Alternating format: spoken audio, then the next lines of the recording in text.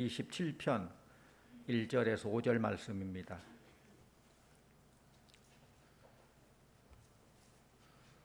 시편 127편 1절에서 5절 말씀을 교독하겠습니다.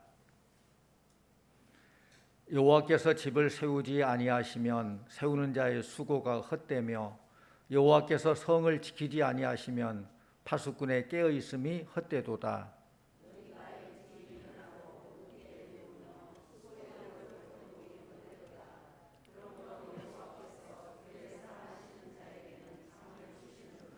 보라, 자식들은 여호와의 기업이요 태의 열매는 그의 상급이로다. 함께합니다. 이것이 그의 화살통에 가득한 자는 복되도다. 그들이 성문에서 그들의 원수와 담판할 때에 수치를 당하지 아니하리로다. 아멘. 할렐루야 찬양대에 찬양이 있겠습니다.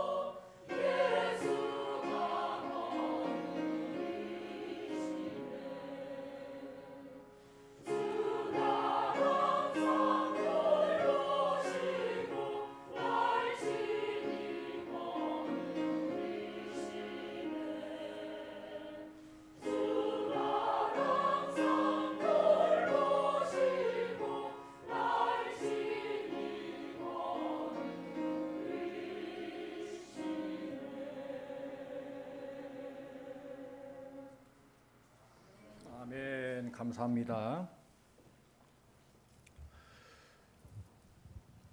우리 모두가 성공하고 잘 되기를 원하지만 우리가 삶에 있어서 성공하기 위해서는 두 가지가 필요합니다. 하나님의 도우심과 인간의 수고. 순서는 하나님의 도우심이 앞서지요. 사람이 아무리 노력해도 하나님이 함께하지 않으면 그 노력은 헛된 수고가 됩니다. 사람이 성을 지킨다 할지라도 하나님이 지켜주지 아니하시면 그 지키는 수고도 헛된 수고가 됩니다. 사람이 아무리 아침 일찍 일어나서 밤 늦게까지 수고한다 할지라도 하나님이 함께하지 않으면 그 수고의 떡을 먹음이 헛되다라고 했습니다. 결국 하나님 없이 인간이 산다는 것은 얼마나 무능한가를 오늘 말씀에서 우리에게 가르쳐주고 있습니다.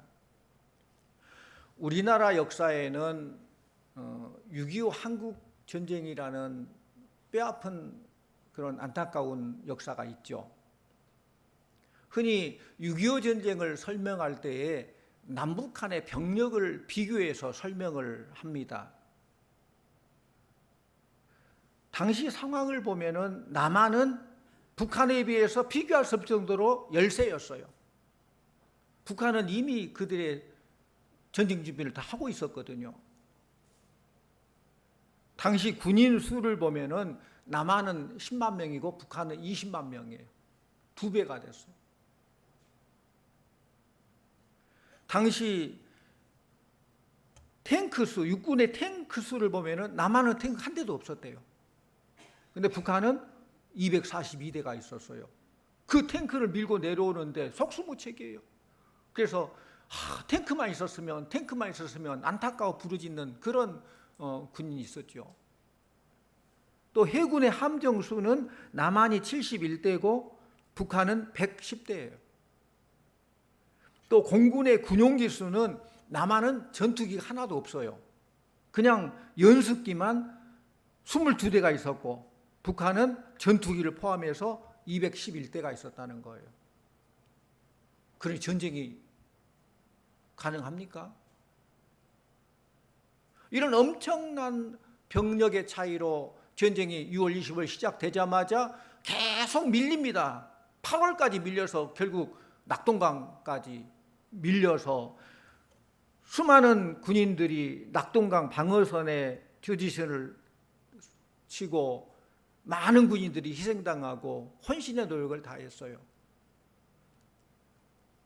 결국 하나님의 은혜로 또 다행스럽게 메가드 장군의 인천 상륙작전이 성공으로 돼서 전세가 역전이 되게 되고 하나님의 은혜 가운데 이렇게 회복이 됐는데, 이런 뼈아픈 아픔을 통해서 우리나라는 자주국방을 강조하고 그리고 국방력 증강 정책을 세웠습니다. 그렇다면 오늘날은 어떨까? 오늘날도 남한과 북한을 비교하면은 남한은 병력이 62만 군인이에요. 북한은 128만 군인이에요. 배가 됩니다. 배 차이에요.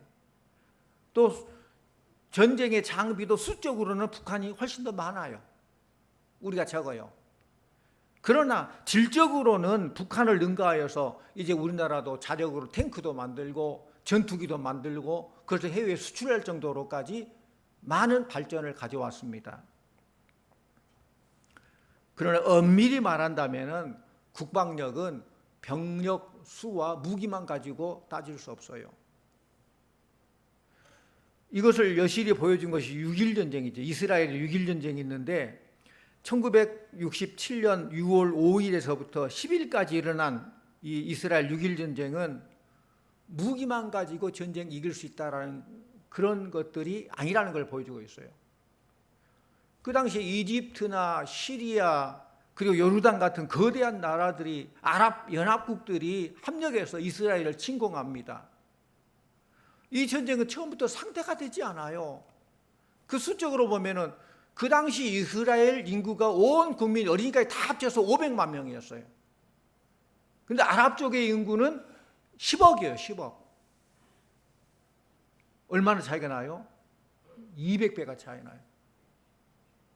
그런데도 전쟁이 터지자마자 어떻습니까? 3시간 만에 이스라엘은 적의 주력 부대를 마비시켰어요.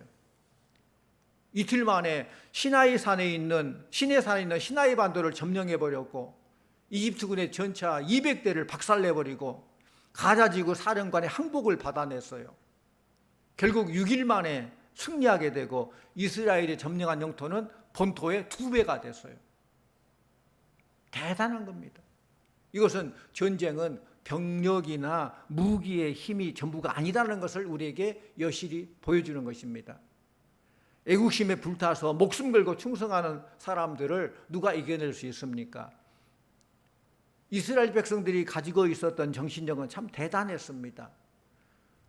그 6.1 전쟁 당시에 이스라엘의 국방장관이 다얀이에요. 모세 다얀 장군이에요. 이 사람은 전쟁터에 병사들을 보내놓고 방송국에서 시편 27편을 낭독했다고 그래요. 우리 함께 보죠. 시편 27편 1절 3절 우리 함께 같이 보겠습니다. 여호와는 나의 빛이요 나의 구원이시니 내가 누구를 두려워하리요. 여호와는 내 생명의 능력이시니 내가 누구를 무서워하리요. 악인들이 내 살을 먹으려고 내게로 왔으나 나의 대적들 나의 원수들인 그들은 실족하여 넘어졌도다. 군대가 나를 대적하여 진칠지라도 내 마음이 두렵지 아니하며 전쟁이 일어나 나를 치려 할지라도 나는 여전히 태연하리로다. 할렐루야. 이 시편 27편 말씀을 라디오를 통해서 계속 흘려보냈어요. 이 국방장관의 확신에 찬 능력의 말씀, 또 국방장관이 낭독하는 이 시편을 들은 병사들의 그 마음이 어떠하겠습니까? 하나님이 도와주신다. 하나님은 우리 편이시다. 그런 확신을 가지고 사기 충천해서 전쟁에 임하게 되는 거예요. 그러니까 그들의 마음은 이미 전쟁에 승리한 거예요. 싸우고 승리한 게 아니라 승리를 확신하고 전쟁을 하게 되는 거예요. 그래야 싸움이 되겠습니까? 사랑하는 성도님들, 그 누가 하나님의 말씀으로 무장된 하나님의 사람들을 이길 수 있겠습니까? 이것이 무기에서 나온 힘과 비교가 되겠습니까? 사사기 말씀 보면은 기드온 용사도 마찬가지죠. 기드온이 미디안의 많은 군사들의 침략을 받게 될 때에 미디안과 싸워 나갈 군인들을 모집하니까 32,000명이 모집됐어요. 근데 하나님께서는 너무 많다. 줄이라 해가지고 줄인 것이 300명의 기드온 용사예요. 근데 이 기드온 300용사가 나가서 그 수많은 미디안, 메뚜기같이 수많은 미디안 군인들을 다 쳐서 멸하게 되지 않습니까? 왜 그렇습니까? 하나님 함께 하시기 때문에. 전쟁은 하나님께 속한 것입니다. 사랑하는 성도님들, 전쟁의 수는 사람에게 있지 않고 무기에게 있지 않습니다. 승리는 도구에 있지 않고 정신력, 더 나아가서 영역에 있다는 거예요. 국력의 원천은 정신력이고 가장 큰 정신력은 기도하는 힘입니다. 성도님들, 이 세상에서 가장 무서운 분이 누구세요? 누구예요? 무서운 분, 하나님이시죠. 하나님이 가장 무서운. 그렇다면 이 세상에 가장 무서운 사람은 누굴까요? 사람이에요, 사람. 하나님은 사람 아니죠? 가장 무서운 사람이 누굴까요? 하나님께 기도하는 사람인 줄로 믿습니다. 가장 무서운 분 하나님이에요. 가장 무서운 사람 하나님께 기도하는 사람, 하나님께 간구하는 사람이에요. 오늘 읽은 이 말씀에 보면은 신앙의 선배, 특별히 솔로몬의 시 그랬죠. 신앙의 선배는 이렇게 노래하고 있습니다. 우리 1절 2절을 다시 함께 보기로 합니다. 1절 2절. 여호와께서 집을 세우지 아니하시면 세우는 자의 수고가 헛되며 여호와께서 성을 지키지 아니하시면 파수꾼의 깨어 있음이 헛되도다.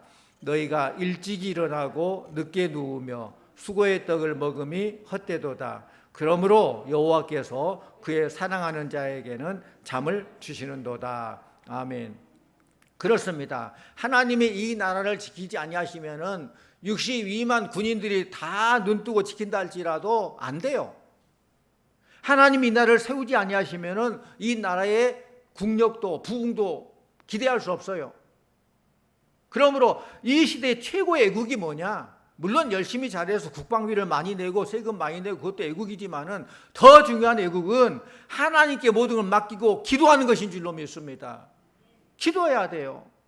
이것이 한국 기독교인들에게 부여한 사명임을 알고 이 민족의 영적 승리를 위해서 기도하여서 능력받고 하나님께서 정치, 경제, 사회, 문화 모든 경제, 도덕 모든 것을 주관하시고 인도하시기를 위해서 하나님께 맡기고 하나님 인도에 따라 기도해야 돼요. 오늘 말씀은 하나님이 함께하지 아니하시면은 인간의 땀 흘리는 수고도 헛되고 휴식조차도 평안을 누릴 수 없다는 것을 교훈해 주는 말씀이에요. 모든 것의 근원은 하나님께 있으므로 하나님의 섭리에 대한 신뢰만이 그 어떠한 것도 가능하게 하고 그것을 이루게 한다는 것이죠. 그렇습니다. 개인이 사는 것도 이 나라가 사는 것도 하나님께서 함께 하셔야 됩니다. 하나님이 함께 하시면 우리는 어떤 일이 일어난가요? 하나님이 함께 하시면 어떤 결과가 찾아온가요? 오늘 말씀 보니까 첫째로는 하나님이 함께 하지 아니하시면 세우는 자의 수고가 헛되다라고 했어요. 이솝 우화에 이런 얘기 있잖아요.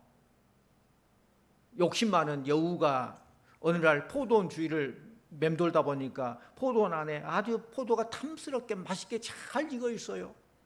들어가서 먹으려고 하니 들어갈 수가 없어요. 돌아다니다 보니까 아주 조그만 구멍이 하나 있어요. 아, 저쪽으로 들어가서 먹어야 되겠다는데 그 몸집이 들어갈 수가 없는 거예요. 그래서 머리를 썼죠. 아, 그래, 내가 굶어서 날씬하게 만들어 들어가야 되겠다 하고 사흘을 굶었어요. 그 날씬하면서 겨우 들어가가지고 신났다. 이거 신나게 마음껏 포도를 배부를 정도 다 따먹고 이 나가야 되잖아요. 나가야 되는데 나갈 수가 없어요. 그 조그만 구멍에 들어오긴 들어왔는데 그래서 어떡합니까? 다시 쫄쫄 굶어 3일을 굶어가지고 겨우 빠져나갔다는 그런 얘기예요. 먹기 위해서 굶고 먹었기 때문에 굶어하는 이 모습 어찌 이솝 우화의 여우만이 해당되겠습니까? 현대인들 우리의 삶이 아닌가요? 하나님이 함께하지 않은 집은 뭔가 소망 가지고 행복하리라 열심히 노력하지만은 그 수고는 제자리 걸음이란 거예요. 제자리 걸음. 여기 나온 집이라고 하는데 집은 히브리어로 바이트라고 그래요. 바이트. 포괄적인 의미예요. 인간의 지혜, 인간의 의지, 인간의 실력, 인간의 노력 이 모든 것이 포함된 단어가 바이트, 집이라는 거예요. 그러니까 사람들이 하나님을 안중에 두지 않고 자기 마음대로 무엇인가 하려는 그런 것들 내 노력으로, 내 실력으로, 내 뭔가로 하려고 하는 그런 것들은 다 하나님이 함께하지 않으면 다 의미가 없다는 허사다는 거예요. 성공의 참된 근원은 하나님께만 있기 때문에 이 땅에 짓는 모든 집은 하나님께서 함께 주지 않으면 세워질 수 없다는 그런 말씀입니다.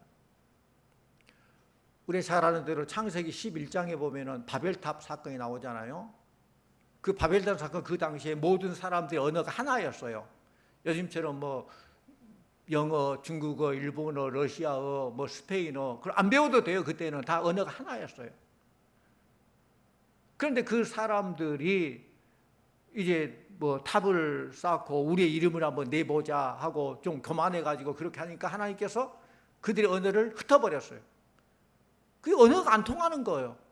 언어가 안 통하는 사람들이 흩어지지요. 그래서 바벨탑에서 바벨이라는 말의 뜻은 혼란, 그래서 혼란. 하나님이 함께 계시지 않는 삶, 하나님이 함께하지 않는 것은 혼란입니다. 하나님의 천지창조 이전에 땅이 혼돈하고 그러잖아요. 혼돈, 그것은 뒤죽박죽이라는 뜻이에요. 하나님이 질서 있게 하늘, 땅 구분하고 만들어서 모든 질서 있게 딱 잡혔는데 그 이전에는 혼돈돼 뒤죽박죽했어요. 하나님 없는 삶은 혼돈이에요. 혼란이에요. 바벨이에요. 뒤죽박죽이에요. 하나님이 함께 하신다는 거예요. 하나님 없이 물질을 모으는 것도 처음에는 잘 되는 것 같지만은 결국은 다 흩어버리는 거예요. 하나님 없이 쌓은 학문의 탑, 명예의 탑, 권력의 탑, 성공의 탑 결국은 다 하나님 없이 쌓는 것은 다 혼란, 바벨로 끝나요.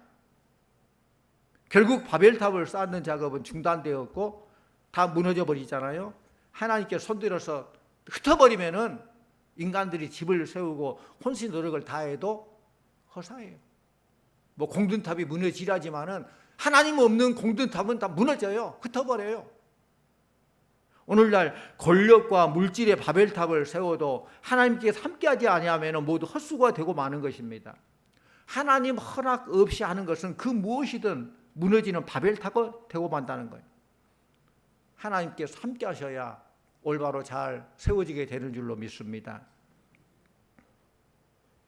또 두 번째로 하나님께서 함께하지 않으면은 파수꾼이 잠자지 않고 지키는 것도 헛되다라고 했습니다. 로마 제국이 기독교를 박해할 때 일어난 일입니다. 페릭스라는 교회 지도자가 로마 수색대의 추격을 피해서 산으로 도망가게 되는데 이 페릭스가 어느 산속의 굴로 피신하게 돼요. 그런데 수색대가 수색하다가 그 굴을 보게 되죠. 이제 굴로 들어가기만 하면은 페릭스는 영락으로 체포돼서 잡히게 되고 죽게 돼요. 이때 페릭스는 그 위기감을 느끼고 하나님께 기도합니다. 하나님, 나의 생명을 받아주소서 하나님께 기도해요. 그런데 놀라운 일이 벌어집니다. 그 짧은 동안인데 어디선가 거미가 나타나가지고 거미가 그 동굴에 막 거미줄을 막 쳐버려요. 입구에다가. 그래서 로마 수색대가 딱 보니까 동굴에 거미줄이 쳐져 있으니까 우리 고생할 필요 없어. 여기는 사람 들어간 거 아니야. 돌아가자. 돌아가 버린 거. 그래서 페릭스는 살아남게 된 것이죠. 그래서 생명을 무사히 보존한 페릭스는 후에 이런 고백을 합니다. 하나님이 함께 하시지 않으면 돌벽과 새 문도 거미줄처럼 약하다. 그러나 하나님이 함께 하시면 거미줄도 철문보다 강하다. 그런 고백을 하게 돼요. 우리가 성탄절을 앞두고 성탄 추리를 하게 되는데 성탄 추리 나무에다가 은박지 실막이를 걸어놓잖아요. 그것이 거기에서 유래했다는 거예요. 그 거미줄처럼 여기 쳐놓고 하나님께서 보호해 주셔서 살게 됐다. 그래서 유래했다는 거예요. 우리 주변에 보면은 인생의 성을 수없이 쌓았다가 무너진 사람들이 참 많아요. 하나님 없이 자기 마음대로 살아보겠다고 탑을 쌓다가 무너져서 다시 돌아오는 그런 경우가 참 많아요. 사람들은 집을 잘 짓고 집 잘 짓고 나면 거기다 담을 쌓고 담을 잘 쌓고 나면 성을 쌓고 그래서 뭔가 안전해 보려고 지켜보려고 하지만은 아무리 노력해도 하나님께 지켜주지 아니하시면은 다 헛되다는 거예요. 물질의 성, 명예의 성, 사업의 성, 정치의 성, 그 어떤 것도 인간이 지킬 수 없지만은 하나님께서 지켜주시면은 안전하게 되는 줄로 믿습니다. 요한일서 5장 18절 말씀 보면은 하나님께로부터 나신 자가 그를 지키심에 악한 자가 그를 만지지도 못하느니라. 악한 자가 만지지도 못하게 하나님께서 능력의 팔로 보호해 주신다는 거예요. 우리가 아무리 지키려 해도 하나님 함께하지 않으면 지키는 자 수고가 헛됩니다. 우리나라도 62만 대군이 눈뜨고 부릅뜨고 철책선을 지키고 있지만은 보이지 아니하시는 전능하신 하나님께서 지켜주시고 함께하시는 줄로 믿습니다. 그래야 안전하는 거예요. 우리 사랑하는 성도님들도 전능하신 하나님께서 지켜주셔야 됩니다. 건강도 하나님께서 지켜주셔야 됩니다. 물질도 하나님께서 지켜주셔야 됩니다. 자녀도 하나님께서 지켜주셔야 됩니다. 사업도 하나님께서 지켜주셔야 됩니다.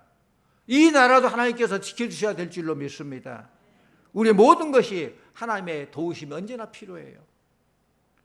또 세 번째로 하나님이 함께하지 아니하시면은 수고하며 일하는 것이 헛되다라고 했어요. 미국의 윌슨 대통령이 대통령으로 있을 때에 외교적인 문제로 국가 간의 어떤 상충된 그런 이견 때문에 많은 고생을 하면서 하나님의 도움을 바라면서 기도를 했어요. 윌슨 대통령이. 그리고 강요 회의를 하게 되는데 그 강요들에게도 기도를 부탁하고 이렇게 말합니다. 여러분은 어떻게 생각하실지 모르지만 저는 기도의 능력을 믿습니다. 현재 난관을 위해서 함께 기도합시다 하고 제 강요들과 함께 무릎 꿇고 기도하고 그리고 모든 일을 처리했더니 하나님의 은혜로 그 위기를 잘 넘기게 됐다라는 그런 일화가 있습니다. 하나님께서 사랑하는 사람은 능력 있는 사람이 아니라 하나님을 인정하고 기도하는 사람인 줄로 믿습니다. 그런 사람을 하나님께서 쓰신다는 거예요. 이 땅에서 자기 중심적인 인간의 노력과 수고로는 진정한 행복과 평안을 얻을 수 없습니다. 하나님께서 함께 하셔야 됩니다. 하나님께서 함께 하지 않으면 수고의 떡을 먹으면 헛되다고 했어요. 아침에 일찍 일어나고 남이 자는 그 시간도 일하고 뭔가 수고의 떡을 먹는데 먹는다고 다 된 거 아니잖아요. 먹고 잘 소화하고 힘이 되고 그런 에너지가 돼야 되는데 그거 먹고 체해가지고 설사하고 더 먹은 것보다 손해나면은 그건 아니잖아요. 우리 열심히 돈 벌어서 뭐 한 달에 500만 원을 번다 할지라도 벌었는데 지출은 700만 원이면 마이너스 200이 돼버리잖아요. 버는 게 중요한 거 아니라 하나님께서 막아주시고 빵꾸나지 않도록 더 지출되지 않도록 보여주셔야 된다는 거예요. 열심히 일하고 산다는 건 참 좋습니다. 그러나 성실한 삶과 열정 속에 하나님께서 함께 하셔야 진정한 성공이 있다는 것입니다. 그러므로 일하시되 수고하되 하나님께 경영을 맡기시기를 바랍니다. 하나님께 경영의 주도권을 드리시기를 바랍니다. 가정의 경영권도, 인생의 경영권도, 자식의 경영권도, 사업의 경영권도 주님께 드리십시오. 주님께 드릴 때 주님께서는 나를 가장 잘 아시고 앞날을 가장 잘 아시고 모든 걸 예비하시고 채워주시고 함께 하신다는 거예요. 우리 잠언 16장 3절 말씀 우리 함께 보고 합니다. 화면 같이 봅니다. 너의 행사를 여호와께 맡기라. 그리하면 네가 경영하는 것이 이루어지리라. 아멘. 하나님께 맡길 때에 이 모든 거 하나님께서 이루신다는 것입니다. 루이스 뱅크스가 쓴 어부와 친구들이라는 그런 책이 있는데 그 내용에 이런 얘기가 나옵니다. 선상에서 보초를 쓰는 두 남자가 그 폭풍과 함께 바다에 빠져서 한 사람은 겨우 살게 되고 한 사람은 익사했어요. 그런데 이상한 것은 익사한 선원은 안전한 곳에 있었고 살아남은 그 사람은 그보다 더 위험한 곳에 있었다는 거예요.